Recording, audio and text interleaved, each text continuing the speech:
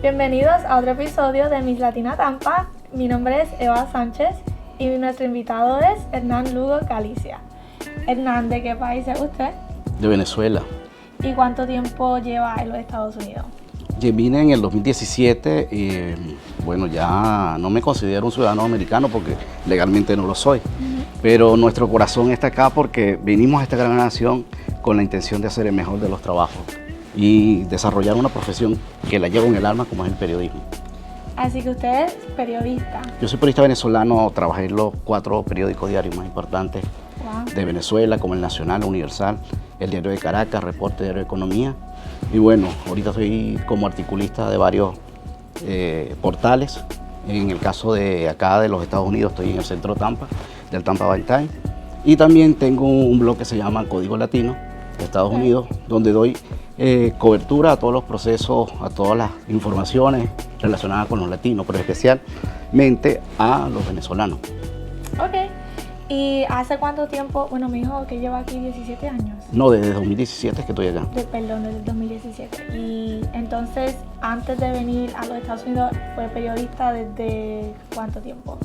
Bueno, ya tengo graduado 30 años, de los cuales 20 años estuve en el Diario Nacional, uno de los diarios más importantes del país, pero tuvo una línea editorial en contra del gobierno de Hugo Chávez y ahora Nicolás Maduro, y por esa razón fue atacado, la sede fue cerrada, fue tomada por el gobierno y existe en web, pero digamos que ya no tienen la misma proyección o la misma influencia que antes.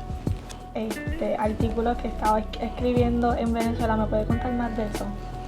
Bueno, yo en Caracas, en Venezuela, que es la capital del país, trabajé, como te dije, en el Diario Nacional, que es uno de los más importantes, y cubría el área política. Por esa razón es que te hablo de las posiciones políticas que tenía el diario, pero además de las posiciones en defensa de la democracia que tengo como periodista, y por supuesto eso me llevó a que el gobierno me persiguiera, y por esa razón yo estoy en calidad de asilado aquí en los Estados Unidos. Solicité protección en el 2018.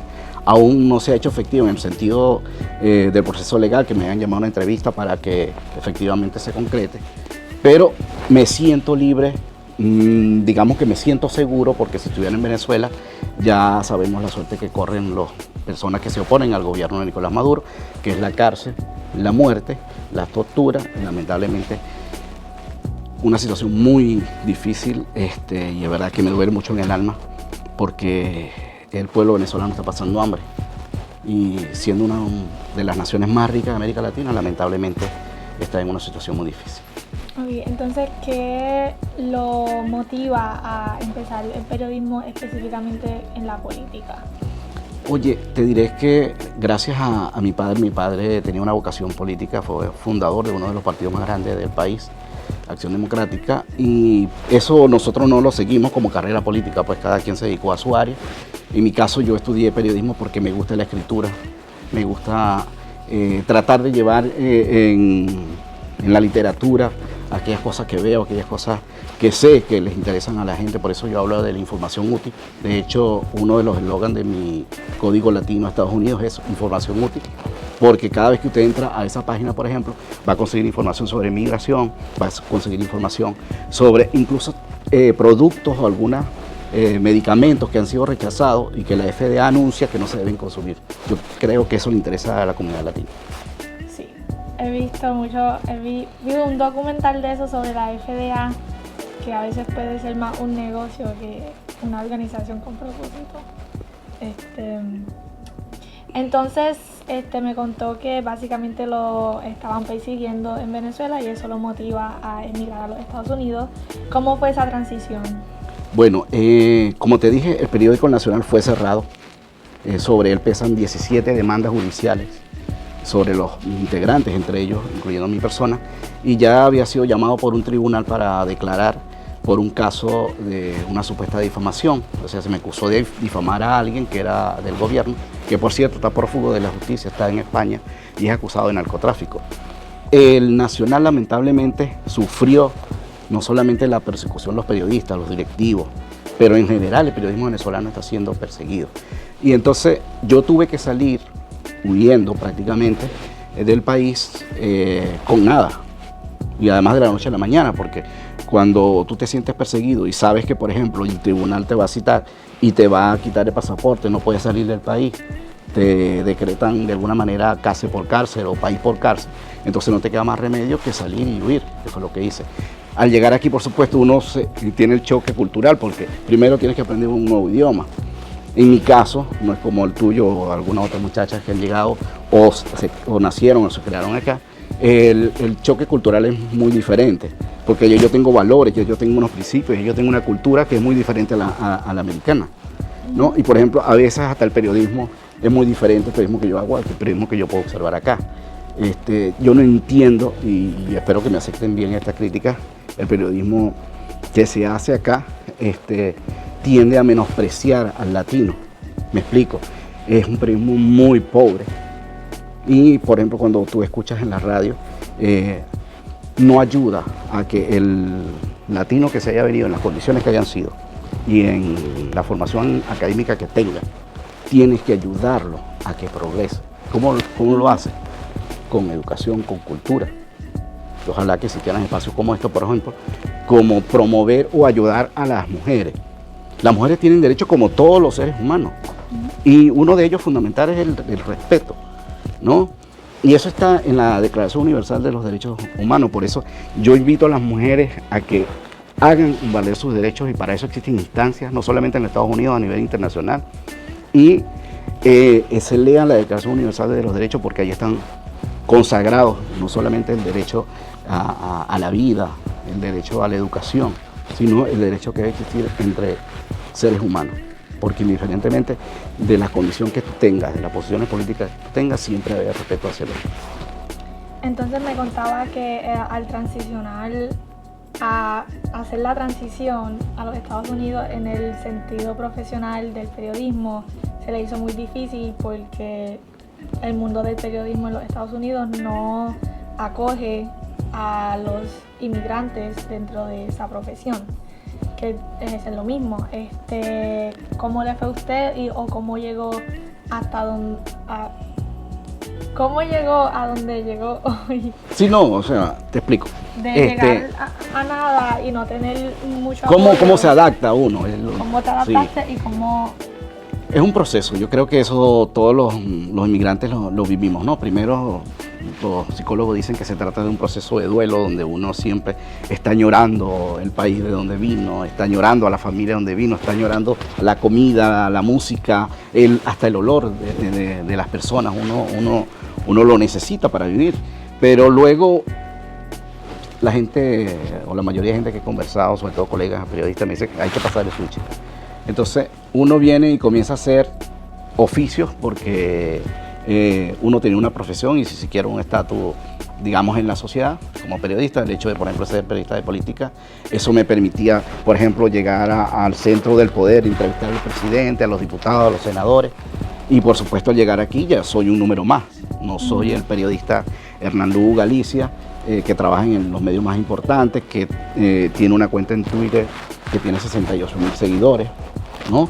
Entonces, claro, tú comienzas de cero y es allí donde viene el choque. Primero, no es que los periodismos latinoamericanos sea rechazado en los Estados Unidos. El problema es primero que tú tienes que saber el lenguaje, o sea, tienes que aprender el inglés de una manera exacta para poder escribir en inglés, también para poder expresarte en el caso de que quieras escribir en un medio de esta lengua, y también en el caso de que tú quisieras desarrollar tu profesión como periodista latino, escribiendo español, pero tienes que conocer las estructuras de gobierno, por ejemplo, de los Estados Unidos, tienes que conocer cómo funcionan los condados, cómo es el proceso de elección.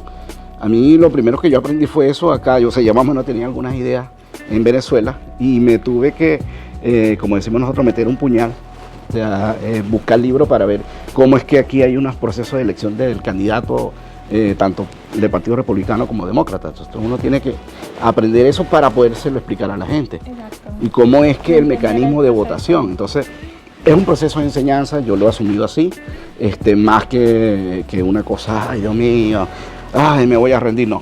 Yo creo que es un proceso de aprendizaje. Cuando regresemos a nuestros países, por supuesto, podemos aplicar estas enseñanzas, no solamente el sistema político como tal, sino el idioma, que ya uno comienza como a manejarlo de No digamos un 100%, pero sí tienes noción y puedes defender. Pero además, adquieres una cosa que todos los inmigrantes tenemos, que es el sentido de pertenencia como ser humano. Porque te hace fuerte.